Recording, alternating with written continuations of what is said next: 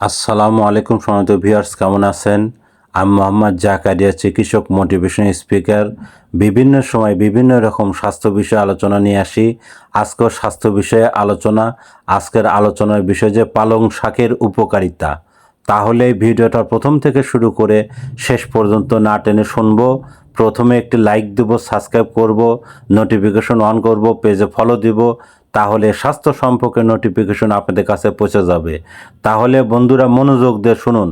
পালং শাকের উপকারিতা: রক্ত বাড়ায়, হাড় মজবুত করে, চোখের দৃষ্টি ভালো রাখে, ত্বক উজ্জ্বল করে, ক্যান্সারের ঝুঁকি কমায়। বন্ধুরা, পালং শাক খেলে আরও অনেক উপকার হয়। পালং শাক নিয়ে আমাদের ইউটিউব চ্যানেলে 1 পার্ট 2 পার্ট এই ধরনের অনেক ভিডিও আছে, আপনারা পাবেন।